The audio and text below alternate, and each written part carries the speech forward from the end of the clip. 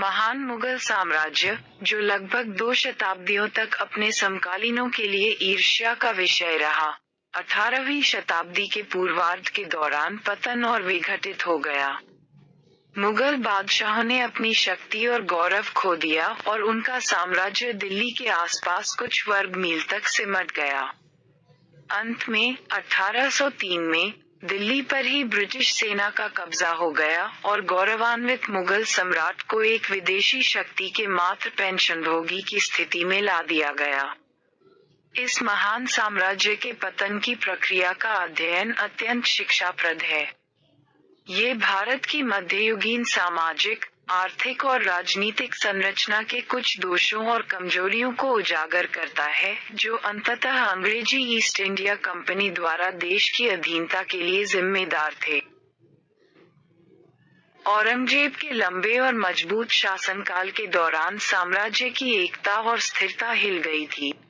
फिर भी, उनकी कई हानिकारक नीतियों के बावजूद, मुगल प्रशासन अभी भी काफी कुशल था और 1707 में उनकी मृत्यु के समय मुगल सेना काफी मजबूत थी। इसके अलावा, मुगल राजवंश को अभी भी देश में सम्मान प्राप्त था। औरंगजेब की मृत्यु के बाद उसके 3 बेटे गद्दी के लिए आपस में लड़ने लगे। 65 वर्षीय बहादुर शाह विजयी हुए। वह विद्वान, प्रतिष्ठित और योग्य था। उन्होंने समझौते और सुलह की नीति का पालन किया और औरंगजेब द्वारा अपनाई गई कुछ संकीर्ण सोच वाली नीतियों और उपायों को उलटने के प्रमाण मिले।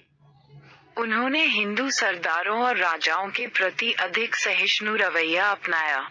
उनके शासनकाल में मंदिरों का कोई विध्वंस नहीं हुआ।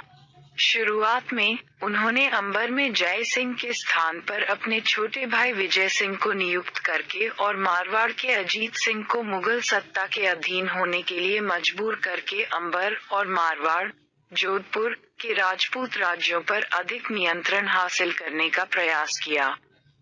उसने आमेर और जोधपुर शहरों पर भी कब्जा करने का प्रयास किया। हालांकि, इस प्रयास को दृढ़ता से पूरा किया गया।